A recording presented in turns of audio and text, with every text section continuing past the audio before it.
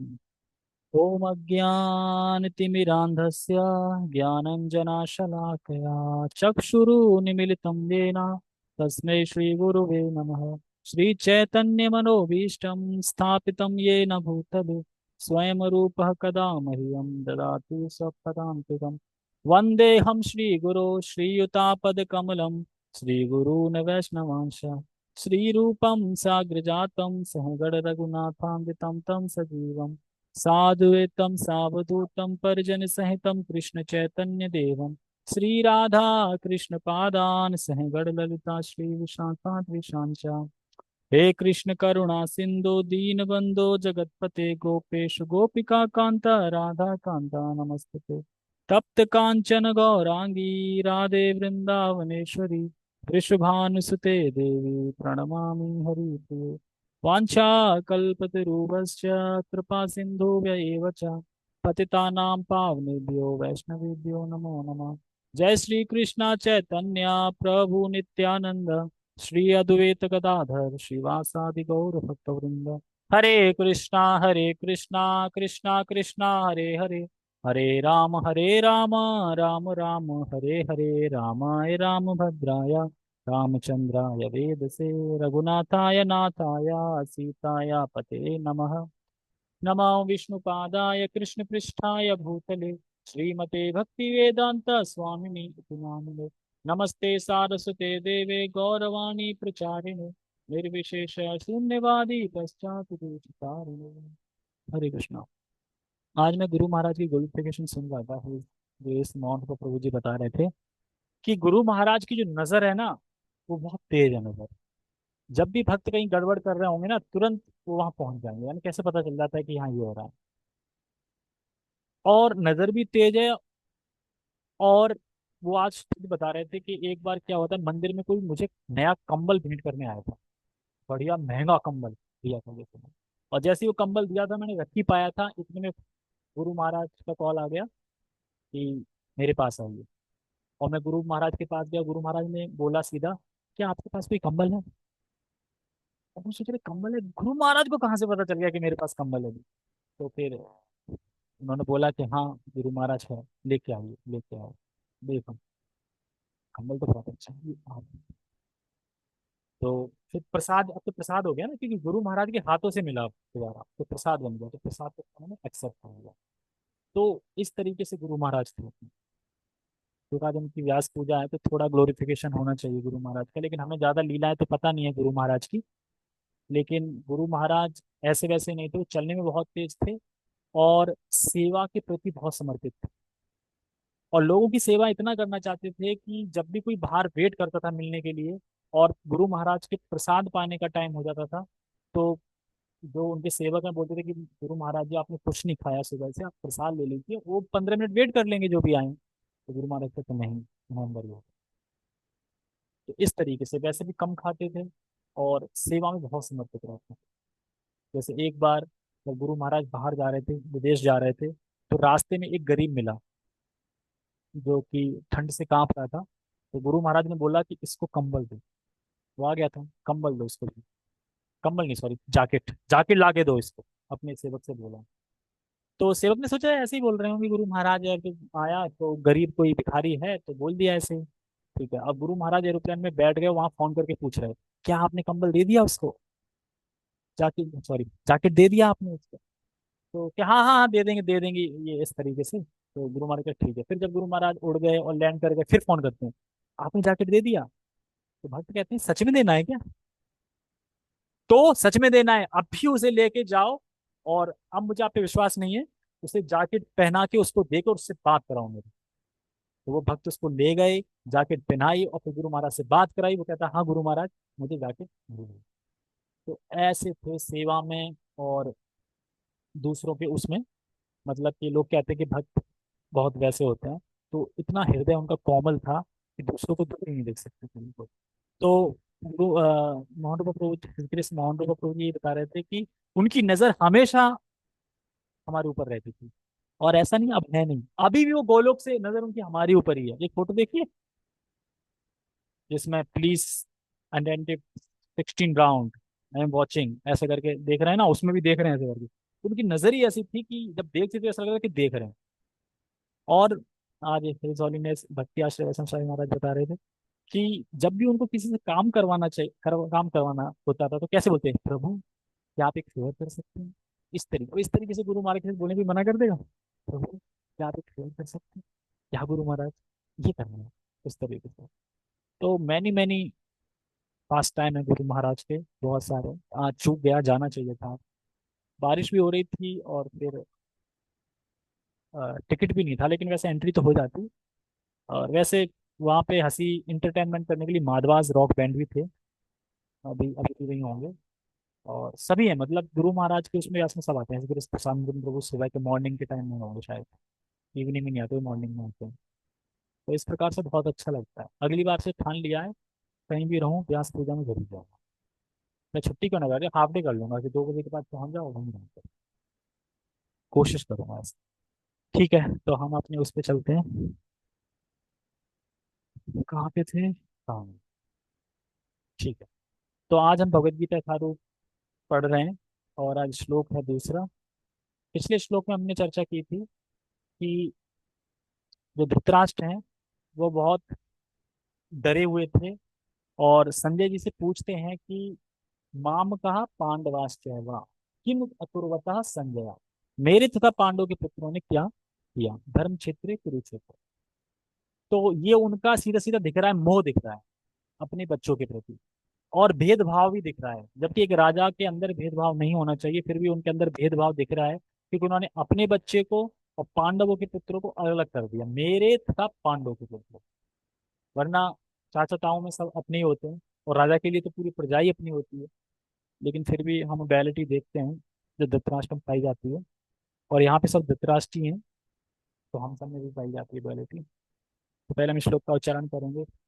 संजय उवाच दृष्ट्वा तु पाण्डवानीकम् व्यूढम् दुर्योधनस्तदा आचार्यम् उपसंगम्य राजा वचनम् अब्रवीत्। संजय उवाच दृष्ट्वा तु पाण्डवानीकम् व्यूढम् दुर्योधनस्तदा आचार्यम् उपसंगम्य राजा वचनम् अब्रवीत्। संजय उवाच यानी संजय ने कहा, दृष्टवा। तो ये दृष्टवा वर्ड है ना, ये दृष्टवा वर्ड पे ही जोर दिया गया है इस श्लोक में। दृष्टवा मतलब देखा। अब मैं आपसे पूछ सकता हूँ कि अगर बाहर सेना खड़ी है, अगर आप सेना को देखने जा रहे हैं, क्यों क्यों देखना चाहते हैं आप सेना को, क्यों, वही तो पूछ रहे हैं, कितनी शक्ति क्यों देखना चाहते हैं। हाँ हाँ, युद्ध करना है इसलिए देखना चाहते हैं, लेकिन अंदर मोटिव भय रहता है। तो दुर्योधन यहाँ डरा हुआ है, इसलिए बोला दृष्टवा। वो देख रहा है जाके कि कौन सी सेना है ये, कितनी सेना है ये, क्या है। और देख के डर गया, और डरने के बाद फिर कहाँ गया है, आचार्य यानी द्रोणाचार्य के पास। और इस स्टाइल से जा रहा है कि जैसे कुछ संवाद करने जा रहा है, तो हाँ सेना आ गई है सामने, कैसे करना है ये, तो क्या करना है बताइए, दूसरों को पता ना चल पाए कि मैं डर रहा हूँ। इसीलिए उसको बोल रहे हैं राजा, जबकि राजा है नहीं, युवराज है ना दुर्योधन, तो राजा कहाँ से आ गया, राजा धृतराष्ट्र। तो राजा तो है नहीं, तो राजा इसीलिए बता रहे हैं कि वो कूटनीति में बहुत चतुर है, इसलिए।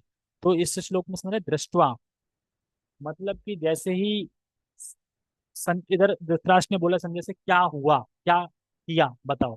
अब जैसे ही संजय देख रहे हैं तो वो ये देख रहे हैं कि दुर्योधन जा रहा है पैदल, और सेना का निरीक्षण कर रहा है, सेना देख रहा है, और व्यू रचना को देख रहा है, ये किस तरीके से व्यू, क्या व्यू समझते हैं ना, देखना व्यू कैसे सजाया है, कहाँ कौन सी टीम लगाई है। जैसे कि क्रिकेट जो खेलता है, क्रिकेट में टीम लगाते हैं ना व्यू, अरे पाकिस्तान बहुत अच्छी फील्डिंग लगाती है, इस तरीके से व्यू।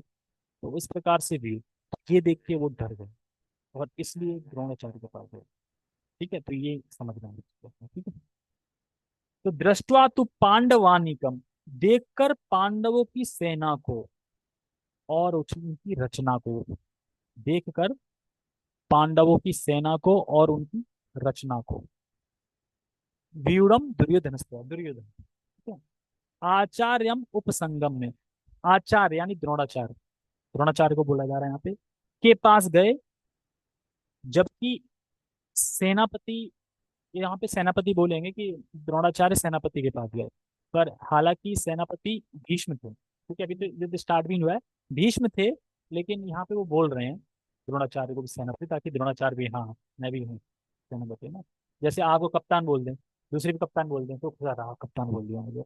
इस प्रकार से थोड़ा वो ढांढस बढ़ाने के लिए कि आप लड़ने के लिए तैयार हो जाओ एक तरीके से। तो आचार्य उपसंगम में यानी द्रोणाचार्य, ये कभी किसी ने बात सुनी है कि भीष्म जब धराशायी हो गए थे तब गीता बोली गई थी? कभी सुना है किसी ने? जब भीष्म धराशायी हो गए, जब जब संजय बताते हैं अरे भीष्म धराशायी हो गए, तब धृतराष्ट्र को सुनाते हैं गीता, ऐसा है क्या? कहाँ सुना है?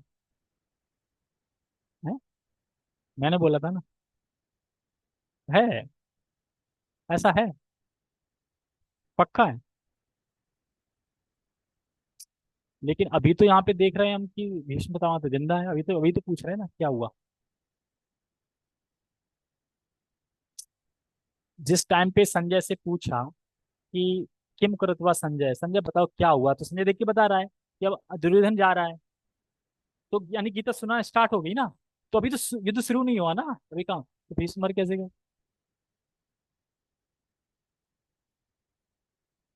नहीं, लेकिन आज मैंने सुना वो बता रहे हैं ऐसा नहीं है।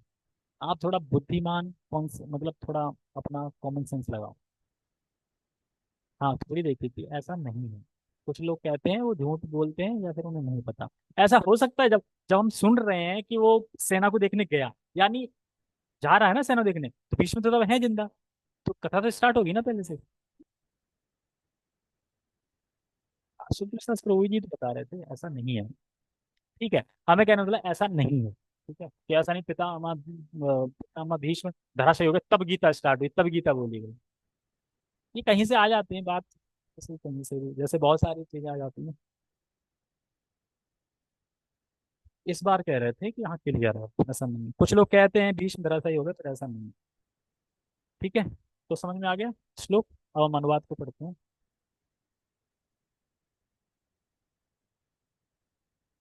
अनुवाद, संजय ने कहा, हे राजन, पांडु पुत्रों द्वारा सेना की व्यूह रचना देखकर राजा दुर्योधन अपनी गुरु के पास गया और उसने ये शब्द कहे। तो यही यहाँ पे बता रहे हैं कि राजा है क्या? आपको क्या लगता है राजा है दुर्योधन? नहीं, राजा नहीं है। लेकिन क्यों राजा बोला जा रहा है? वो इसीलिए बोला जा रहा है क्योंकि वो कूटनीति में बहुत चालाक है। तो इससे हमें एक टीचिंग लेनी चाहिए। क्या टीचिंग लेनी चाहिए इससे हमें? इससे हमें एक ये टीचिंग लेनी चाहिए कि अगर कोई बहुत बुद्धिमान है, शक्तिशाली भी है, बुद्धिमान भी है, चतुर भी है, लेकिन कृष्ण का भक्त नहीं है, तो उसकी सारी जो बुद्धिमत्ता सब कुछ है ना, वो जीरो है। जैसे दुर्योधन वैसे बहुत बुद्धिमान था, सब था, ताकतवर था, ऐसा नहीं कि कम ताकतवर था, लेकिन क्योंकि कृष्ण का भक्त नहीं था, कृष्ण का द्वेषी था, इसलिए उसका नाम। तो क्या टीचिंग लेनी चाहिए? यही टीचिंग लेनी चाहिए। और मुझे कोई बताएगा कि व्यू रचना को देख के दुर्योधन क्यों भय में आ गया, क्यों घबरा गया था? वो ये सोच रहा था कि अभी तो इन्होंने संधि करने के लिए कृष्ण को भेजा था, और इतनी जल्दी इन्होंने 7 अश्विनी सेना कैसे इकट्ठी करनी? 7 अश्विनी सेना कम नहीं होती, बहुत होती है, करोड़ों में। तो कैसे कर ली? अचंभा नहीं लगा एकदम इतनी जल्दी? अभी तो 13 साल का, 12 साल का वनवास था, तेरह तो 1 साल का अज्ञातवास था। तो ये सेना कहाँ से इकट्ठी कर ली? वो अचंभे में डर गया इतना देख के। जबकि अभी भी पावरफुल है दुर्योधन, उसकी सेना 11 अश्विनी थी, टोटल 18 अश्विनी सेना थी कुरुक्षेत्र में। यानी बताते हैं कोई 66 करोड़ या 166 करोड़, ऐसे इतने थे लोग। तो कहाँ दिखाई दे रहा है, जब धूल उड़ रही है वहां ऐसे ही चल रहा है। हाँ करोड़। तो सोना भी, और सेना भी, और व्यू रचना भी, तो इस तरह फील्डिंग कर रखी थी। और फिर बता रहे हैं इसमें कि ये शब्द कहे संजय ने, मतलब संजय बोल रहे हैं धृतराष्ट्र से कि दुर्योधन जब वहां जाता है, विरोचन देखता है, तो फिर उनके पास जाता, द्रोणाचार्य जी के पास जाता है, और उनसे कुछ कहता है। तो क्या कहता है? देख रहे हो, ये बोलेगा आगे, देख रहे हो अपने चेले का, चेले कौन है? नहीं, व्यूह रचना किसने की है? सेनापति कौन था उधर? धृष्टद्युम्न। धृष्टद्युम्न था ना उनका, जो द्रोणाचार्य को मारेगा। धृष्टद्युम्न उनको तो पहले तो इसी को आपने सिखाया था ना, टॉन्ट मारेगा तुमसे और देखो। इसलिए ताकि उनमें अभी क्रोध भर दे, ताकि उसको जला दें। क्योंकि दुर्योधन इतना पावरफुल पार्टी की तरफ था कि भीष्म, द्रोणाचार्य, कृपाचार्य, अश्वत्थामा ये कभी हारे नहीं थे। यहाँ तक कि पितामह भीष्म अपने गुरु से भी नहीं हारे थे। तो गुरु कौन थे? जिन्होंने 21 बार क्षत्रिय का संहार किया, वो भी नहीं हरा पाए, परशुराम। लेकिन उधर बस एक ही व्यक्ति थे, कृष्ण। उसकी वजह से ये सब हो गया।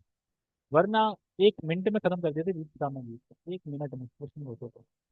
उनके एक चुटकी का काम, इतना पावरफुल थे। तो अब ये बताइए, इस समय राजा कौन है?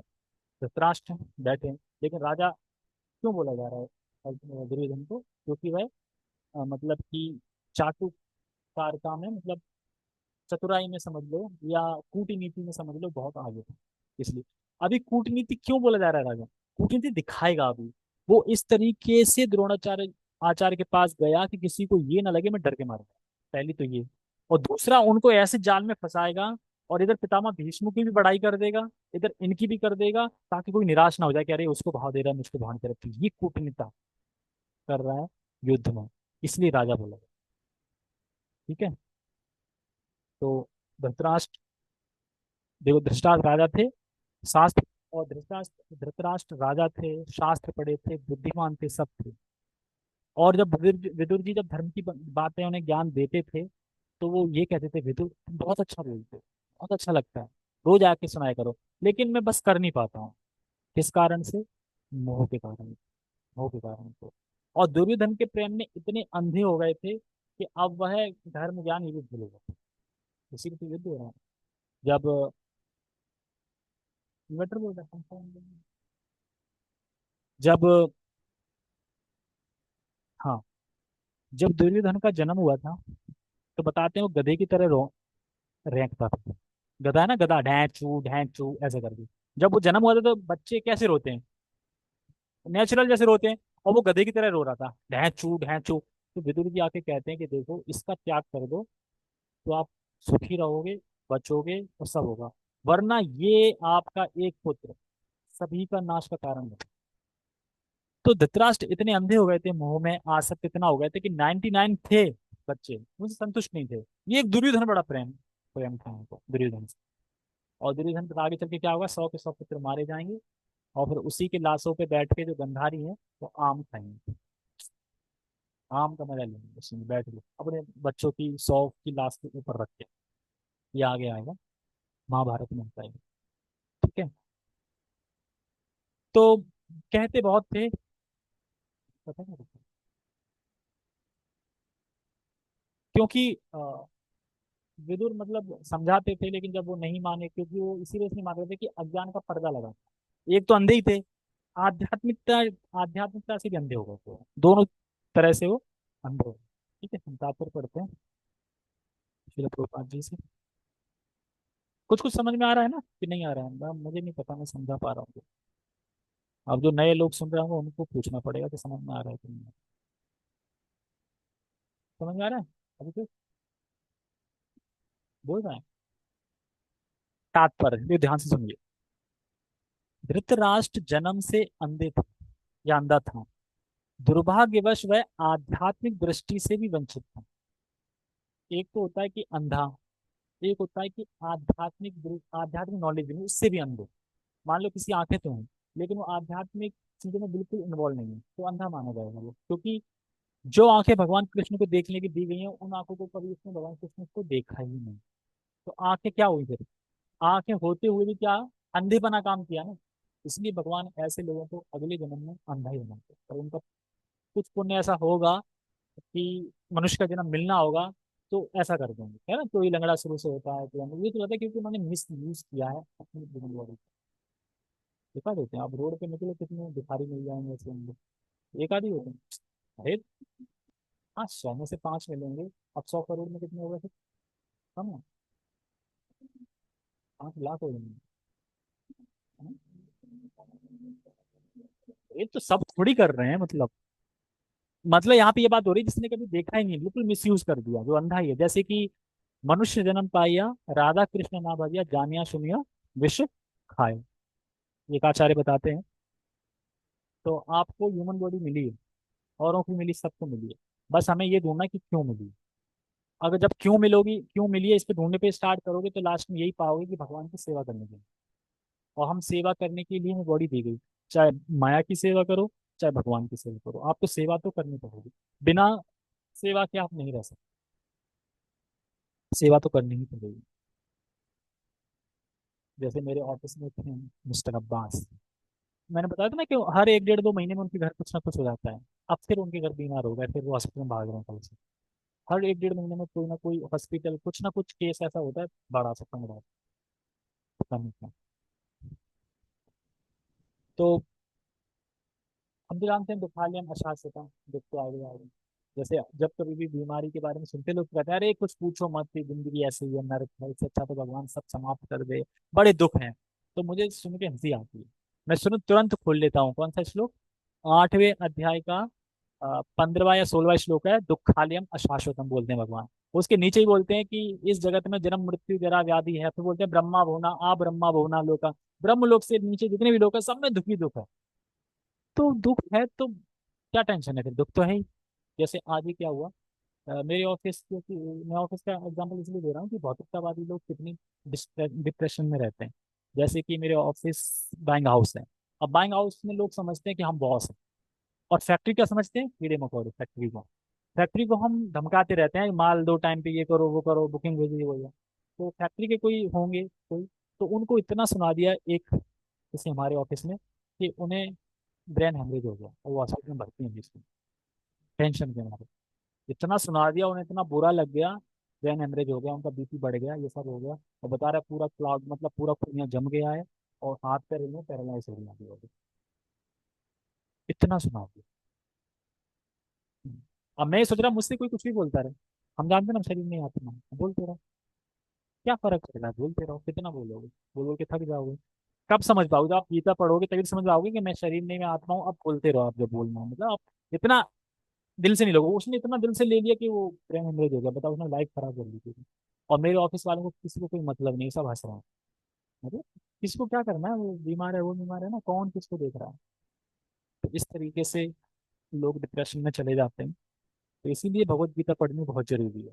भगवत गीता जो पढ़ लेगा, पूरी भक्ति जो कर रहा है, उसे ब्रेन हेमरेज तो नहीं, मतलब कि टेंशन से नहीं होगा, कि टेंशन ले ली किसी चीज की, जॉब छूट गई, अब उससे झटका लग गया, ऐसा कुछ नहीं होगा। क्योंकि वो समझता है कि जब तक पेट है, जब तक सांस है, तब तक भगवान ने रोटी की व्यवस्था भी कर रखी है। भगवान कहते हैं ना कि जो है मैं उसकी रक्षा करता हूँ, जो मैं नहीं है, जो नहीं है वो मैं प्रोवाइड करता हूँ, तो भगवान ये देते हैं। तो ये यहाँ पे बता रहे हैं कि दुर्भाग्यवश आधम दृष्टि से वंचित था। वह यह भी जानता था कि उसी के समान उसके पुत्र भी धर्म के मामले में अंधे हैं। देख रहे हैं, धर्म के मामले में अंधे मेरे पुत्र, ये भी जानता है। और उसे विश्वास था कि वे पांडवों के साथ कभी भी समझौता नहीं कर पाएंगे, क्योंकि पांचों पांडव जन्म से ही पवित्र थे। फिर भी उसे डर था, क्योंकि ये जो भूमि है ना, ये पवित्र भूमि है, इसका असर ना पड़ जाए, कहीं ऐसा ना हो कि संधि कर लूं, और ये संधि कर लूं तो फिर मौका खत्म, मेरा बेटा कभी राजा नहीं बन पाएगा। मैन खेल तो राजा का ही, इसीलिए कहते हैं ना, राजनीति जो है ना, इसमें कोई किसी का नहीं होता। क्यों नहीं होता, क्योंकि जो कुर्सी की भूख होती है ना, वो बड़ा तेज होती है। तो धृतराष्ट्र को ही देख लो, मेरा पुत्र राजा बने, सीटी है ना एक तरीके से राजा बने, उसके चक्कर में क्या क्या नहीं करवा दिया। फिर भी उसे तीर्थ स्थान के प्रभाव के विषय में संदेह था। तो तीर्थ स्थान है कुरुक्षेत्र, इसलिए संजय युद्ध भूमि की स्थिति के विषय में उसके प्रश्न के मंतव्य को समझ गए। जब ये प्रश्न किया ना, किम कुरुवता संजय, तो संजय समझ गए क्यों पूछ रहा है। ये पूछ रहा है कि मैं, मेरे बच्चे तो नालायक हैं, है ना, धर्म से बिल्कुल बुझे हुए हैं, लेकिन वह जो स्थान है वो बहुत पवित्र है। ऐसा ना हो कि उसमें संग में आके कहीं दुर्योधन बोल दे, भाई युधिष्ठिर भाई गले मिलो, आधा आधा राज्य।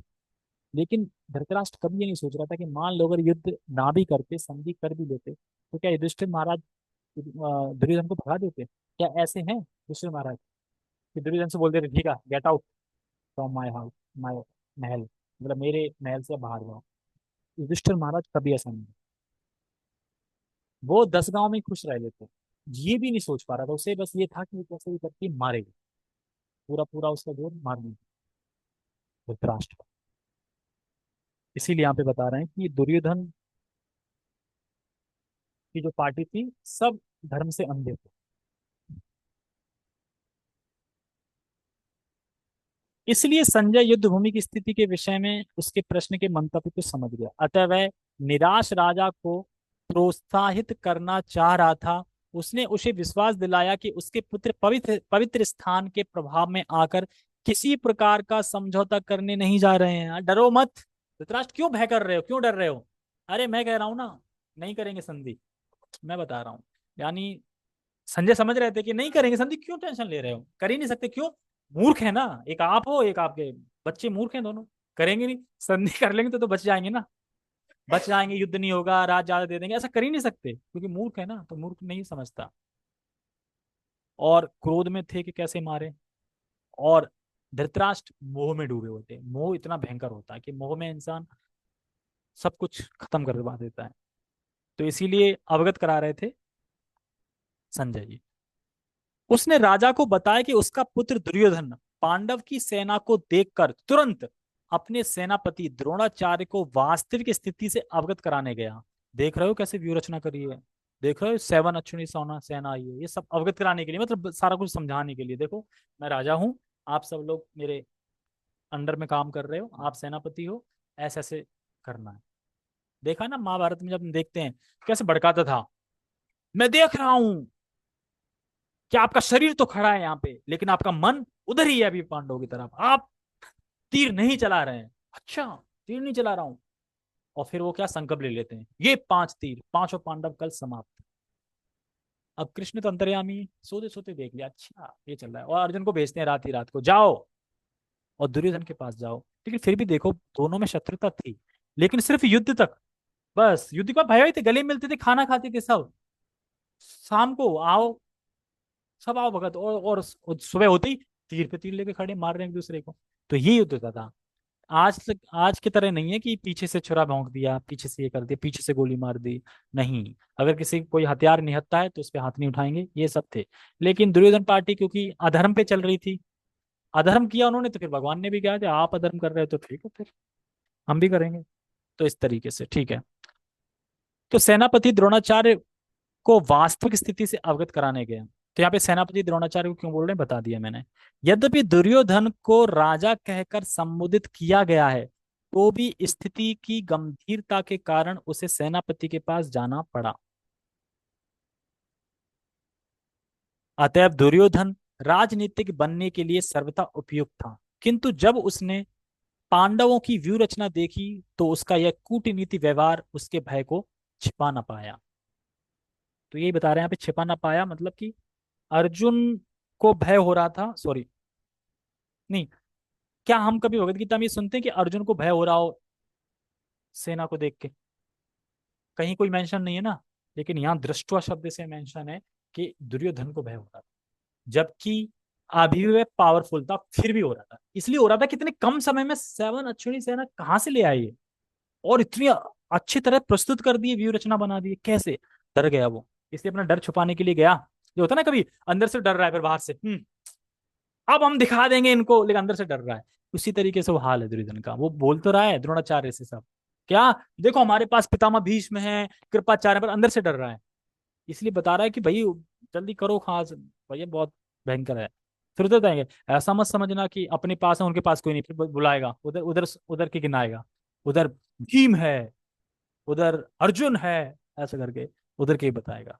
फिर अपने अपने शंख बजाएंगे, इस तरीके से शंख बजाएंगे तब तो अर्जुन की तरफ पार्टी में शंख बजते हैं तो इन लोगों के ना सब हीले पीले गीले हो जाते, भाग जाते हैं यार इतने हृदय मृणी मतलब कि हृदय कमजोर हो जाते हैं, हार्ट अटैक हो जाता है कुछ लोगों को तो। लेकिन हम यहाँ देख रहे हैं कि बहुत बड़ी बात कि बहुत भौतिक संयोजन करने के बाद भी जितना संभव था, और भीष्म साथ थे जो सबको हरा देंगे, परशुराम को भी हरा दिया था, सब रिकॉर्ड था, फिर भी दुर्योधन डर रहा था। यानी हम भौतिक संपदा से डर को नहीं छिपा सकते। मतलब ऐसा नहीं कि भौतिक संपदा जोड़ दें तो उससे हम डरेंगे नहीं, क्योंकि यहाँ पे सब कुछ है, फिर भी डर रहा है दुर्योधन। अर्जुन नहीं डर रहे हैं, 11 अक्षुणी सेना देखने के बाद भी नहीं डर रहे हैं। तो यहाँ क्या शिक्षा प्राप्त हो रही है? किसी भी भौतिक व्यवस्था में व्यक्ति को भय की निवृत्ति नहीं हो सकती। मतलब भय ऐसा नहीं है कि बहुत पैसा है उसके पास, सब कुछ है, तो वो भय से बच जाएगा। भय की निवृत्ति नहीं हो सकती। भय की निवृत्ति तो एक भक्त को ही हो सकती है। जैसे कि सुदामा, क्या था उनके पास? कोई भय था उनको? हरिदास ठाकुर जी 22 बाजारों में पीटा, राजा के सामने खड़े हैं, कोड़े मार रहे हैं, भय था किसी चीज का? क्यों? भक्त थे। तो भक्त को भय नहीं था। रहुगुणा, रहुगुणा को चोर उठा ले गए, जो कि माता दुर्गा के सरदार था एक। उसने चोरों से चोरी करवाई थी कि मैं बलि दूंगा तो मुझे ये विश्व में मैं फिर हासिल कर लूंगा, मैं पूरे विश्व पे राज्य करूंगा, इस तरीके से। और जब दुर्गा माता ने देखा अरे मेरे सच्चे भक्त को काटना चाह रहा है, तो दुर्गा माता उसी मूर्ति से फूट कर प्रकट प्रकट हुई और उसी चाकू से, उसी के चाकू से सबको मार दिया। तो उन्हें बिल्कुल बह नहीं था। रघुगुणा, वो सॉरी, जड़ भरत महाराज को, सॉरी रघुगुणा, मैंने रघुगुणा बोल दिया था। हाँ, रघुगुणा की स्टोरी में आता है ना, जड़ भरत की कहानी में रघुगुणा आते हैं जो राजा थे। तो जड़ भरत को बिल्कुल भय नहीं था। क्यों? क्योंकि भक्त थे। तो भक्त को भय नहीं होता कभी भी। और जो अभक्त है, बड़े ही भौतिक संपदा है, सब कुछ है, उसको भय होता है। तो इसी चीज को भय को बता रहा है। ठीक है। अब इसमें छोटे से क्वेश्चन आंसर है 4, वो पूछे जाएंगे। ठीक है। पहले जूम वालों से पूछे जाएंगे, फिर यहाँ से पूछे जाएंगे। ठीक है। पहला प्रश्न, अपने पुत्रों की विजय के संबंध में निराश राजा को संजय ने क्या कहकर प्रोत्साहन दिया? ठीक है, बताइए।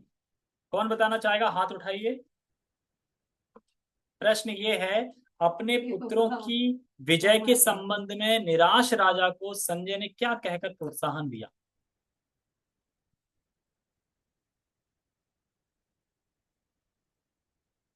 बताओ। कोई नहीं बता रहा? ठीक है, यहाँ बताया।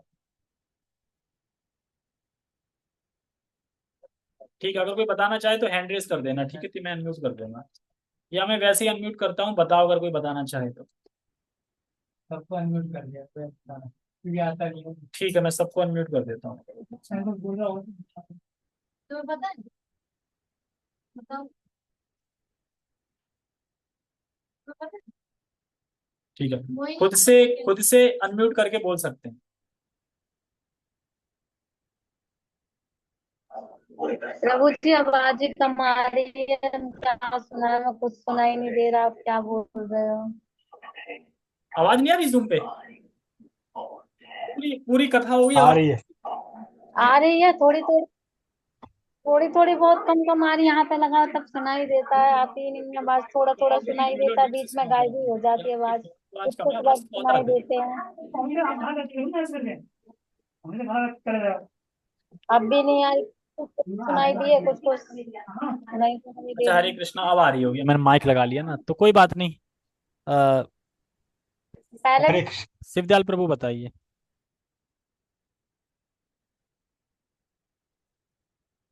शिवदयाल प्रभु बताइए। एक एक वो खरीदना पड़ेगा माइक। इनकी आवाज नहीं आ रही। कृष्ण जी, हरे कृष्णा बताइए, प्रश्न क्या है? आवाज आ रही है? हाँ, आ रही है। मेरे को जहाँ तक समझ में आ रही है, धृतराज जो बोल रहा है अपने पुत्रों की विजय के संबंध में निराश राजा को, संजय ये कह रहे, जो धृतराज राजा थे वो ये सोच रहे थे कहीं ये संधि ना कर ले लड़का उनका दुर्योधन, उसका उसको डर था। तो हाँ, लेकिन संजय ने ये कह के करेक्ट आंसर। प्रसाद वो किया कि वो ये उसका नहीं। डर यही था, निराशा यही थी कि कहीं संधि ना कर लें, वो निराश हो जाएगा। संधि कर लेंगे तो धृतराष्ट्र निराश हो जाएगा, तो यही कारण था कि संधि ना कर। ठीक है, गुड आंसर। ओके, हम दूसरा सुनते हैं। दूसरा प्रश्न है,